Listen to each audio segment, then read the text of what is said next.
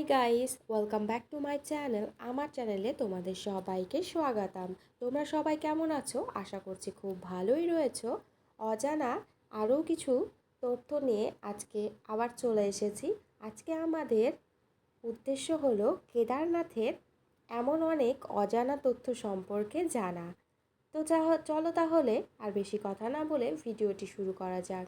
কেদারনাথ সম্পর্কে অজানা কিছু কথা আজকে তোমাদের সঙ্গে শেয়ার করব। কেদারনাথ ভারতের বিখ্যাত তীর্থযাত্রাগুলির মধ্যে অন্যতম এবং প্রসিদ্ধ।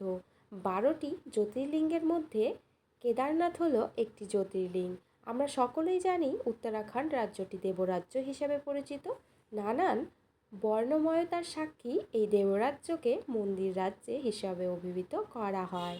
এই কেদারনাথ মন্দিরের অবস্থান সমুদ্রপৃষ্ঠ থেকে 3584 মিটার উচ্চতায় অবস্থিত। কেদারনাথ মন্দির, এই কেদারনাথ শহরটি মূলত উত্তরাখণ্ডের রুদ্রপ্রয়াগ জেলায় অবস্থিত।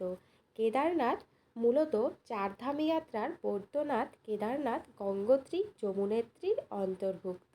কেদারনাথ মন্দিরের প্রাচীন ইতিহাস সম্পর্কে জানতে হলে কিন্তু ভিডিওটি পুরোটাই দেখতে হবে। চলো তাহলে কেদারনাথ মন্দিরের প্রাচীন ইতিহাস সম্পর্কে জেনে নেওয়া যাক। মহাভারত অনুসারে জানা যায় একদা পাণ্ডবরা ভগবান শিবকে তুষ্ট করার জন্য কেদারনাথ মন্দির নির্মাণ করেন। শোনা যায় অষ্টম শতকে হিন্দু দার্শনিক আদি শঙ্করাচার্য তার শিষ্যদের নিয়ে এই মন্দির দর্শনে এসেছিলেন। তবে আশ্চর্যের বিষয় হলো 2013 সালে বিধ্বংসী বন্যায় কেদারনাথ শহরে প্রচুর ক্ষতি হলেও মন্দিরের কিন্তু কোনো রকম ক্ষতি হয়নি। কেদারনাথ মন্দিরকে ঘিরে একটি পৌরাণিক কাহিনীও রয়েছে, যে পুরাণে বর্ণিত আছে মহাভারত যুদ্ধের পর পাণ্ডবরা শিবের আশীর্বাদ প্রাপ্তির জন্য যাত্রা শুরু করেন। যাত্রাপথে বহুবার বাধা আসার পর ষাঁড়ের বেশে শিব ভীমকে দর্শন দেন। এরপর ভীম ষাঁড় বেশধারী শিবকে ধরার জন্য তার গদার সাহায্যে সেই ষাঁড়কে আঘাত করেন। আঘাত হওয়ার পর সেই ষাঁড়ের দেহ বিভিন্ন ভাগে বিভক্ত হয়ে মাটির চারদিকে ছড়িয়ে পড়ে।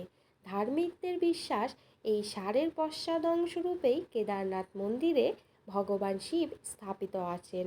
মনে করা হয় ভগবানের এই রূপ দর্শনের ফলেই পাণ্ডবদের পাপমুক্তি ঘটে। ভগবান শিব এই সময় পাণ্ডবদের বলেছিলেন তিনি ত্রিকোণ আকৃতি রূপেই ভক্তদের কাছে বিরাজমান থাকবেন। সেই কারণেই আজও কেদারনাথ মন্দিরে গর্ভগৃহে ত্রিকোণ আকৃতি রূপেই মহাদেব বিরাজিত আছেন। প্রসঙ্গত জানিয়ে রাখি তোমাদের যে শিব বেশধারী ষাঁড় ভীমের গদার আঘাতে মোট 5টি খণ্ডে বিভক্ত হন। কেদারনাথ ছাড়াও বাকি শিবলিঙ্গগুলি হল তুঙ্গনাথ, রুদ্রনাথ, মদ মহেশ্বর, কালেশ্বর, যা পঞ্চকেদার নামেও পরিচিত। কেদারনাথ হল চারধাম যাত্রার অন্যতম প্রধান যাত্রা। সম্পূর্ণ চারধাম যাত্রা যেমন হিন্দু ধর্মপ্রাণ মানুষকে পুণ্য দান করে, একই সাথে প্রকৃতিপ্রেমী ভ্রমণপ্রিয় মানুষকে পরিতৃপ্তি এনে দেয়। এই মন্দিরটি প্রতি বছর বৈশাখ মাসে দর্শনার্থীদের জন্য খোলা হয় এবং কার্তিক মাসের প্রথম দিনে বন্ধ করে দেওয়া হয়। শীতকালীন সময়টা ভগবান কেদারনাথ থেকে উথি মঠে স্থাপন করা হয়। তবে তুষারাবৃত হিমালয়ের কোলে এবং মন্দাকিনী নদী তীরবর্তী স্থানে অবস্থিত এই মন্দির এবং পরিবেশের সান্নিধ্যে যে কোনো মানুষকে মুগ্ধ করবেই। গৌরীকুণ্ড থেকে কেদারনাথের দূরত্ব প্রায় 16 কিলোমিটার। এখান থেকে কিন্তু ট্রেকিং শুরু করা হয় এবং সেখান থেকেই ঘোড়া এমনকি হেলিকপ্টারের সাহায্যেও মন্দিরে পৌঁছানো যায়। কেদারনাথ বিখ্যাত একটি তীর্থক্ষেত্র হিসাবে পরিচিত, তাই এখানে বিভিন্ন বাজেটের বিভিন্ন কিন্তু হোটেল এবং ধর্মশালাও উপলব্ধ পাওয়া যায়।